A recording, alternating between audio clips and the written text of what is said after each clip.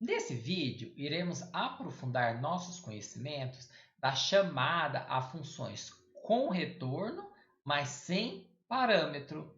Bom, lembrando que para chamar uma rotina que obtém-se um retorno, né, mas não possui um parâmetro, nós devemos, né, chamá-la pelo seu nome, né, pelo nome da rotina. Entretanto, o dado que ela vai nos retornar, a informação que ela nos retorna, precisa ser de alguma forma manipulada, né, que a gente quer fazer algo com aquele resultado.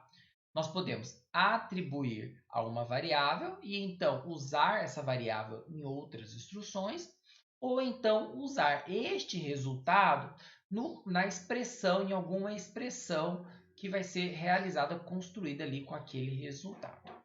Então, aqui vamos tomar como exemplo, né, que nós temos uma rotina chamada somar 1 a 10. E ela me retorna um número, né, que seria então a soma dos números de 1 até 10. E este número então vai ser retornado e aqui vai ser guardado numa variável, que no caso do exemplo está na variável soma. Lembrando que pode ser guardado em qualquer variável inteira. Bom, então vamos ao código? Bom, então considere o seguinte código, em que nós temos a declaração dessa variável somar de 1 a 10, né, na linha 3, e o bloco de instruções de execução, né, o bloco de instruções desta função começa na linha 3, né, com o início da chaves, né, que declara o início do bloco, e termina na linha 8, que é o encerramento do bloco de instruções. E ali, então, vocês vão perceber que ele tem um laço de repetição que vai somar os números, começando do número 1 até o número 10. E na função main, que começa na linha 10, né, nós temos um conjunto de instruções, né, que vai chamar, invocar essa rotina. Então, ali na linha 13 se encontra a parte de chamada da rotina, né, que, como a rotina ela retorna um valor para quem chamou, né, é guardado esse valor numa variável. E essa variável é usada posteriormente, aqui no caso da linha 14, para imprimir na tela do usuário. Bom, então vamos lá. Né? A instrução, aqui o nosso código, né, nosso programa, começa na linha 10. Então ali já colocamos, né, no bloco, na linha de execução, o número 10, porque é a linha que começa a função main. Bom, em seguida, o programa vai para a próxima linha, né? A linha número 11, que encontra o início do bloco de instruções da função main. Com isso, ele pula para a próxima linha, que no caso é a linha 12. Então, na linha de execução aqui, nós temos a linha 12, que declara uma variável chamada soma. Então, ele reserva na memória espaço suficiente para o número inteiro e atribui, né, uma relação desse endereço de memória, né, com o nome soma. Em seguida, ele vai para a próxima linha, que é a linha número 13. E na linha número 13, ele vai receber a instrução de que soma, a variável soma, o valor dela deve ser o resultado da rotina, né, da função somar 1 a 10.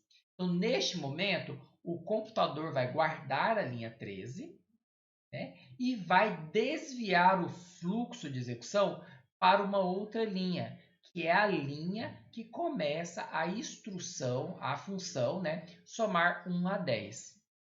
Bom, então ele identifica que a função somar 1 a 10 começa na linha 3. Então, a partir da linha 3, ele vai executando as instruções. Bom, na linha 3, então, ele percebe que tem a função, né? A função não tem parâmetros, né?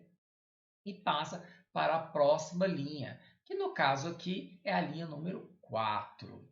Na linha número 4, ele reserva o espaço de memória para duas variáveis, a variável i e a variável soma. Então, dois novos espaços para guardar inteiros, dois números inteiros, é reservado na memória do computador.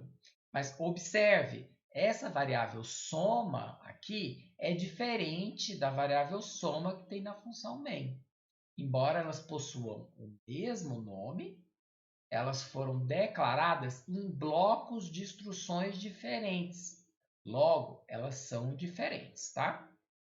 Bom, então, em seguida, ele executa a linha número 5, que é um laço de repetição, um for, que atribui 1 à variável i, né, e verifica se esse valor que está na variável i é menor ou igual a 10. Como é verdade, ele vai executar a linha 6, que é somar o valor de i à variável soma, né? Então, 0 mais 1 é 1. E vai guardar este resultado, né? Vai atribuir a variável soma, que é o valor 1. Então, soma agora vai valer 1. Terminando de executar a linha 6, ele volta para a linha 5, porque ele vai executar, né, a terceira parte do laço da instrução for, que é o i++. I valia 1, e 1 mais 1 é 2. Então, o novo valor de i é 2. E vai fazer a testagem. 2 é menor que 10? Verdadeiro. Então, ele vai executar a linha 6, né, somando a soma mais i, né, e depois vai somar mais 1 ao i. E vai fazer de novo a testagem. E vai fazendo isto até que o valor de i seja maior do que 10. Então, neste caso aqui, ele vai interromper, né, quando o i valer 11, porque 11 não é menor ou igual a 10. E vai, então, resultar numa condição falsa e ele passa da linha 5 para a linha 7. Bom, neste momento que nós temos uma diferença. Ele vai pegar, então, qual é o valor da variável soma? Pelos meus cálculos, é o número 55. Ele vai pegar esse número, que é o valor da variável soma 55, e vai, então, retornar, né, como resposta na invocação da função com retorno, né? É como se o conjunto ali, né, de caracteres somar 1 a 10, abre e fecha parênteses, valesse 55. O que ele vai fazer, então? 55 vai ser atribuído à variável soma. Então, o valor da variável soma declarada na função main vale agora 55. E ele, então, volta, como ele terminou, né, encontrou a palavra return, ele termina de executar a instrução da função e volta para o ponto de chamada, que nesse caso aqui era a linha 13. Então, a variável soma agora vai valer 55. E a linha de execução continua a partir da linha 13. Então, ele terminou, atribuiu ao valor, né, que retornou a função, ele atribuiu a variável.